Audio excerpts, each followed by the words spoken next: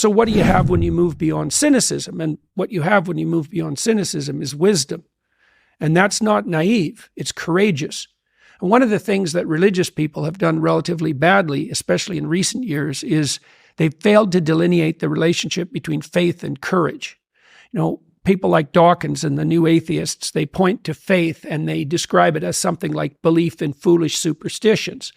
But that isn't really what faith in the deepest sense means.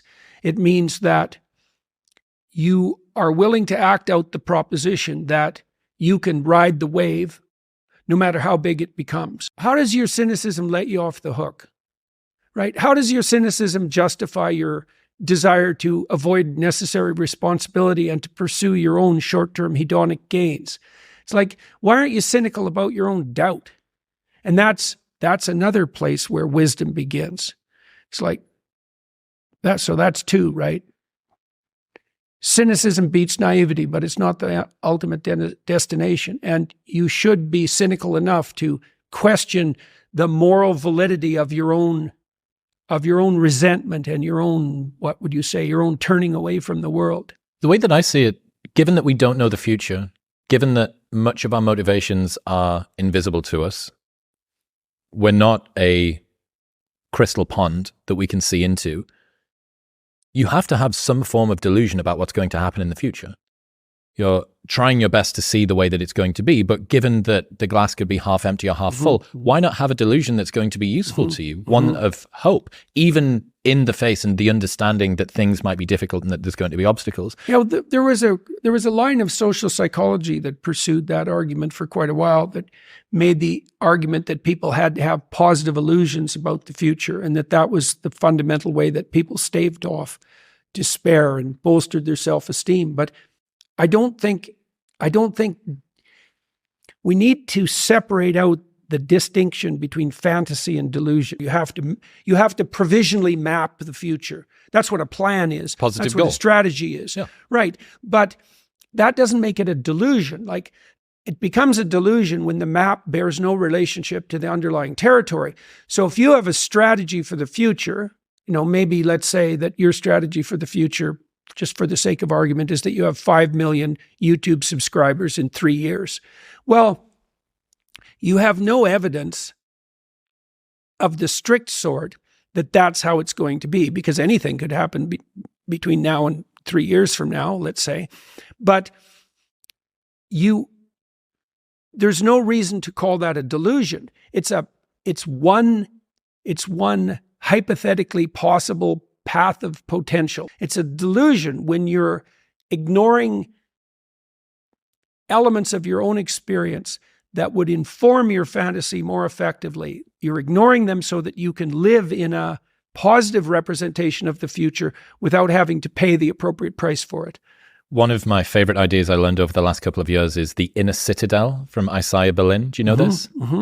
So Isaiah Berlin says, when the natural road toward human fulfillment is blocked, human beings retreat into themselves, become involved in themselves, and try to create inwardly that world which some evil fate has denied them externally. That's a delusion often. If you cannot obtain from the world that which you really desire, you must teach yourself not to want it. If you cannot get what you want, you must teach yourself to want what you can get. This is a very frequent form of spiritual retreat in depth into a kind of inner citadel in which you lock yourself up against all of the fearful ills of the world. There was a recent interview with Elon Musk where he said something, "My mind is a storm. I don't think most people would want to be me. Right. They may think they would want to be me, but they don't. They don't know. They don't understand." What do you think of that? Elon's someone that people probably look up to and admire and aspire to be. One of the downsides to high-level genius is you might describe it as hypomania. So here's a simple test that people can do. So this is a test of something called verbal fluency, and verbal fluency is associated with creativity. And so here's a simple verbal fluency test. Write down as many 4-letter words as you can in 3 minutes that begin with T. Okay, that's pretty constrained, 4 letters and T. Or write down as many words as you can in 3 minutes that begin with S. That's less constrained.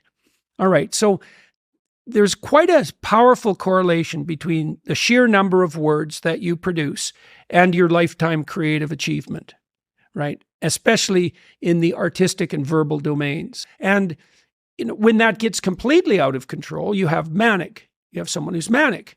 And there's nothing fun about manic. That's where the word maniac comes from. And someone who's manic has 1,000 different plans, each of which are one sentence long, that they're hyper enthusiastic about. They'll spend every cent of their money pursuing them, and things just go immediately to hell. And so that's the outer limit of pathology on the creative front. And someone like Musk, who's clearly a genius, that's what he's contending with in his internal landscape. Now, I'm not saying that he's manic, because I see no signs of that, but someone that creative is on that edge. Or you see someone like Ben Shapiro. I mean, it's very interesting to talk to Ben, because, and Russell Brand is the same way. Shapiro speaks, I think, more rapidly than anyone I ever met. But if you're with him, you see very clearly that he's probably thinking 5 times that fast. And that's a lot. And when I was writing Maps of Meaning, which was my first book, I had a very difficult time shutting off my mind. I was obsessed with that book. And so I was writing about 3 hours a day.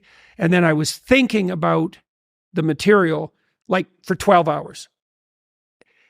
And the thoughts came as way faster than thinking. They probably came about as fast as I can read. I can read about 1,200 words a minute if the material isn't overwhelmingly dense. And so it was just nonstop thought for like 16 hours a day. That's part of the reason I started lifting weights, because if I was lifting heavy enough weights, can't be thinking at 1,200 words a minute while I've got 100 pounds on my back. It was enough to. It was enough to shut it down. What about all of the baggage? What's the price? What's well, the entry price? He also appears to me to be hyper conscientious, and I know people who've worked with him.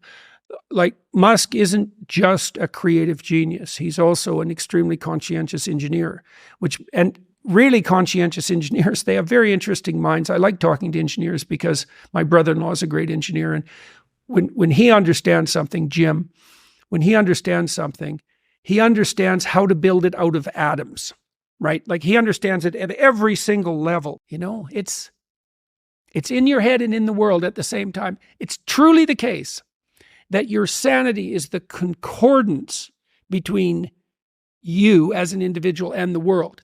That's the sanity. It's not the proper structuring of your psyche, or your brain for that matter, inside your skull. You're distributed out into the world.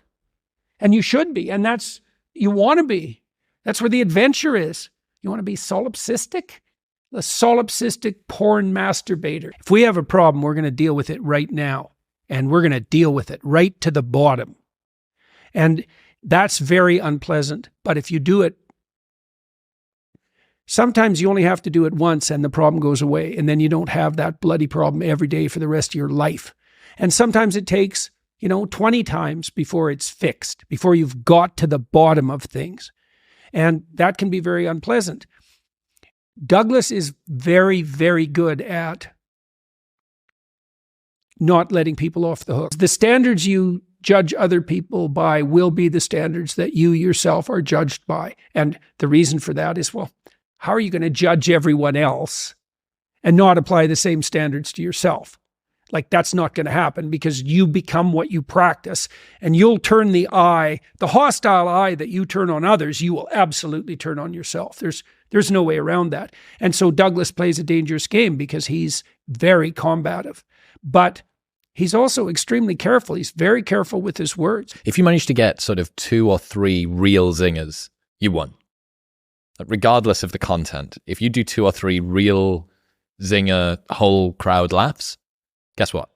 You got. Yeah, well, the great public intellectuals have a vicious sense of humor, right? And I mean, I also think that's why so many of the successful podcasters have been comedians. Well, at the ARC conference, I think Konstantin Kissin's speech was the overwhelming hit of the convention. I think it's got 600,000 views as of today, 650 on the ARC site, and about 600 on his own channel. Konstantin did a beautiful job of merging intellectual content with wit.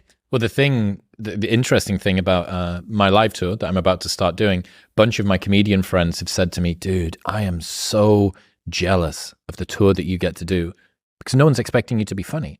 If you manage to be funny 4 times in 90 minutes, you've killed. If I'm not funny once every 7 seconds, I'm a shit comedian. Right. So the bar is set. And obviously coming in with Konstantin's background of comedy means that he is able to be by far far and away way funnier than most public speakers.